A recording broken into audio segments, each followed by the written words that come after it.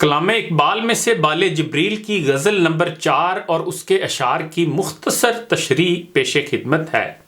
Professor doctor قاری محمد طاہر کے بقول بال جبریل کی یہ غزل قرآن مجید کی اس آیت سے تحریک پکڑتی محسوس ہوتی ہے جس کا ترجمہ ہے، اور جب سوال کریں آپ سے میرے بندے تو میں تو قریب ہی ہوں۔ جب بھی کوئی پکارنے والا پکارتا ہے تو میں پکارنے والے کی پکار کا جواب دیتا ہوں۔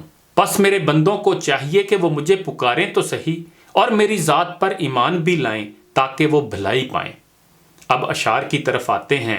پہلا شعر ہے: اثر کرے نہ کرے سن تو لے میری فریاد، نہیں ہے داد کا طالب یہ بندہ آزاد۔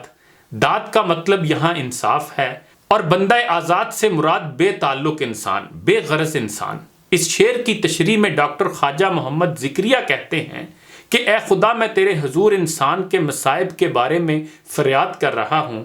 یہ فریاد اپنا اثر دکھائے یا نہ دکھائے مجھے اس سے کوئی غرض نہیں، میرے لیے یہی اطمینان کافی ہے کہ میری فریاد تیرے حضور پہنچ رہی ہے۔ میں ایسا فریادی ہوں جسے انصاف درکار نہیں ہے، بلکہ مقصد فریاد کو خدا تک پہنچانا ہے۔ بندہ آزاد اس لیے کہا گیا ہے کہ یہ شخص مصائب کے ازالہ کی خواہش نہیں رکھتا، بلکہ ہر قسم کی توقع سے بے نیاز ہے۔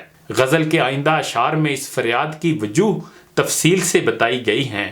غزل کا دوسرا شعر ہے: یہ مشت خاک یہ سرسر یہ وسعت افلاک، کرم ہے یا کہ ستم تیری لذت ایجاد۔ پہلے مشکل الفاظ کے معنی سن لیں۔ مشت خاک سے مراد انسان ہے، سرسر تیز طوفانی ہوا، لذت ایجاد کسی نئی چیز کی دریافت یا ساخت کا لطف۔ یہاں مطلب یہ ہے کہ انسان جب کوئی نئی چیز بناتا یا دریافت کرتا ہے تو اس سے بہت لطف اندوز ہوتا ہے، یعنی ایجاد باعث لذت ہوتی ہے۔ اس شعر کی تشریح میں ڈاکٹر خواجہ محمد ذکریہ کہتے ہیں کہ اے خدا، تو نے انسان کو یہ صلاحیت دی ہے کہ وہ نئی نئی ایجادات کرتا ہے اور نئے نئے قوانین قدرت دریافت کرتا رہتا ہے۔ اس عمل سے اسے بڑی طمانینت حاصل ہوتی ہے، مگر یہ فیصلہ کرنا بہت مشکل ہے کہ خوشی کی یہ کیفیت انسان پر اللہ کا کرم ہے یا ستم۔ وجہ یہ ہے کہ انسان قدرت کی بے رحم اور لامحدود قوتوں مثلا سرسر اور وسعت افلاک کے سامنے ایک معمولی سا کھلونا ہے۔ ان بے رحم اور لامحدود قوتوں کے ہاتھوں بے شمار مصیبتیں برداشت کرنے کے بعد اسے کچھ حاصل ہوتا ہے۔ گویا لطف اندوزی کے لمحات ستم کوشی کے مقابلے میں بہت مختصر ہیں، اس لیے کون جانے یہ کرم ہے یا ستم۔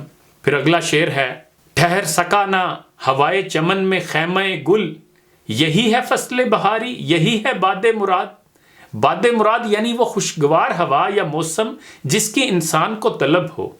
اس شعر کی تشریح میں ڈاکٹر خواجہ محمد ذکریہ لکھتے ہیں کہ جب باغ میں خوشگوار ہوا چلتی ہے، یعنی بہار کا موسم بڑی تمناؤں کے بعد آتا ہے، تو جگہ جگہ پھول کھلتے ہیں۔ ایسا لگتا ہے گویا یہ پھول نہیں ہیں بلکہ بہار نے اپنے خیمے گاڑ دیے ہیں، مگر یہ پھول چند دن کے بعد مرجھا جاتے ہیں اور ہوا ان کی پتیاں ہر طرف بکھیر دیتی ہے۔ کیا اسی انتہائی مختصر دورانیے کا نام موسم بہار ہے؟ اور کیا یہی خوشگوار موسم ہے جسے بڑی خواہش سے ہم حاصل کرتے ہیں؟ یہاں پھول سے مراد انسان، چمن سے مراد دنیا، اور فصل بہاری سے مراد کسی انسان کی زندگی کے خوشگوار دن ہیں۔ مطلب یہ کہ بڑی تمنا سے حاصل کی ہوئی خوشیاں بھی بالکل ناپائیدار ہوتی ہیں، تو پھر یہ خوشیاں کس کام کی؟ جیسے غالب نے کہا: حنائے پائے خزاں ہے بہار اگر ہے یہی، دوام کلفت خاطر ہے عیش دنیا کا۔ مطلب یہ کہ بہار بھی خزاں کے پاؤں کی مہندی ہے، اور دنیا کا عیش بھی دراصل دل و جان کی تکلیفوں کے دوام ہی کی خاطر ہے۔ اگلا شعر ہے: قصوروار غریب الدیار ہوں لیکن تیرا خرابہ فرشتے نہ کر سکے آباد۔ پہلے مشکل الفاظ کے معنی سن لیں۔ غریب الدیار کا مطلب پردیسی، یعنی انسان جس کا اصل گھر جنت ہے مگر زمین پر پھینک دیا گیا جہاں وہ اجنبی ہے۔ خرابہ سے مراد دنیا جو انسان کے آنے سے پہلے بے آباد تھی۔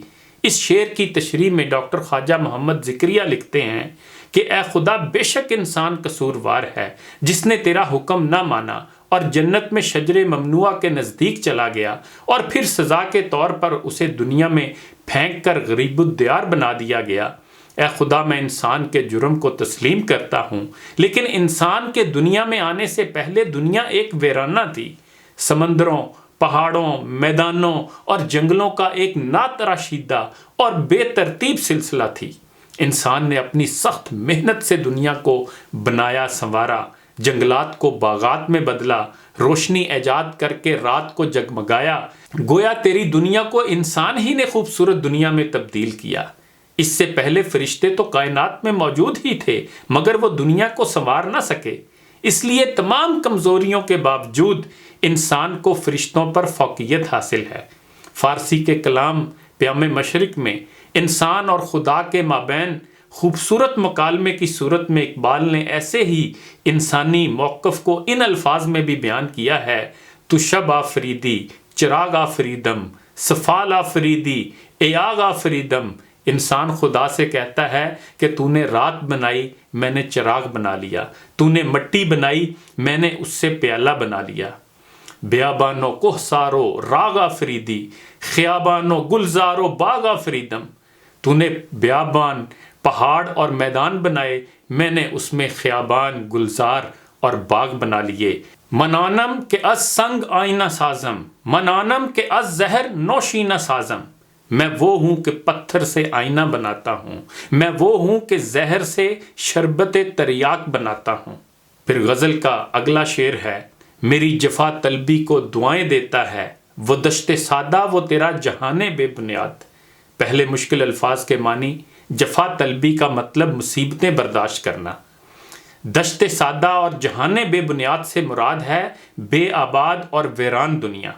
اس شعر کا مضمون اس سے پہلے والے شعر سے چسپاں ہے۔ پچھلا شعر ہے: قصوروار غریب الدیار ہوں لیکن تیرا خرابہ فرشتے نہ کر سکے آباد۔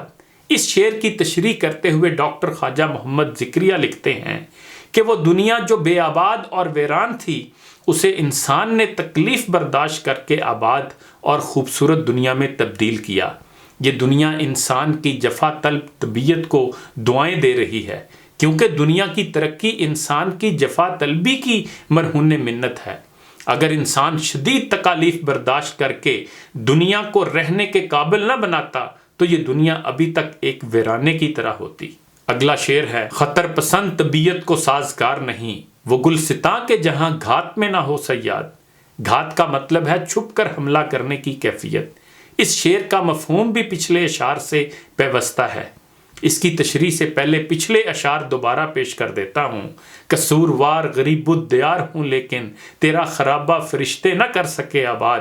میری جفا طلبی کو دعائیں دیتا ہے، وہ دشت سادہ وہ تیرا جہان بے بنیاد۔ خطر پسند طبیعت کو سازگار نہیں، وہ گلستاں کے جہاں گھات میں نہ ہو صیاد۔ اس شعر کی تشریح میں ڈاکٹر خواجہ محمد ذکریہ کہتے ہیں کہ خطروں کو پسند کرنے والی طبیعتیں امن و عافیت کے مقامات کو پسند نہیں کرتی۔ چونکہ انسان فطرتاً خطرات کو پسند کرتا ہے اور مخالف قوتوں کا مقابلہ کرنے کا مزاج رکھتا ہے، اس لیے وہ ایسی دنیا میں رہنا پسند نہیں کرتا جہاں امن و امان ہو اور جہاں اس کی صلاحیتوں کے لیے کوئی چیلنج موجود نہ ہو۔ انسان ایک ایسا طائر اور پرندہ ہے جو کسی ایسے گلستان ہی میں رہنا پسند کرتا ہے جہاں شکاری اس کو شکار کرنے کے لیے گھات لگائے بیٹھے ہوں۔ یہی وجہ ہے کہ انسان نے قدرت کی بے امان اور قاہر قوتوں سے لڑ کر دنیا کو رہنے کے قابل بنایا۔ اگلا شعر ہے: مقام شوق تیرے قدسیوں کے بس کا نہیں، انہی کا کام ہے یہ جن کے حوصلے ہیں زیاد۔ شوق کا مطلب محبت، عشق، لگن، جذبہ۔ مقام شوق یعنی وہ مقام جو بڑی لگن سے حاصل کیا جائے۔ قدسی کا مطلب فرشتہ، زیاد کا مطلب زیادہ۔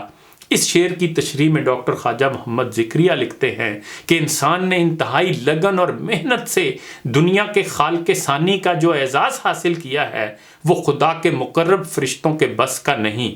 فرشتے تو بس اللہ کا ورد کرتے رہتے ہیں اور اپنے شعور سے کچھ نہیں کرتے۔ کسی اہم کام کو انجام دینے کا شرف انہی کو حاصل ہو سکتا ہے جو بڑے حوصلہ مند ہوں۔ چونکہ انسان بہت زیادہ حوصلہ مند مخلوق ہے، اس لیے دنیا کو سنوارنے کا کارنامہ بھی وہی انجام دے سکتا ہے۔ فرشتے سراپا خیر ہیں، انسان کے مزاج میں خیر و شر دونوں موجود ہیں۔ شر کی قوتوں پر غلبہ پا کر خیر کی قوتوں کے ذریعے کسی بلند مقام تک پہنچنا بہت مشکل کام ہے، اور انسان نے یہ کارنامہ بہر صورت انجام دیا ہے۔ انہی گزارشات کے ساتھ اجازت چاہوں گا۔ اپنا خیال رکھیے گا۔ اللہ حافظ۔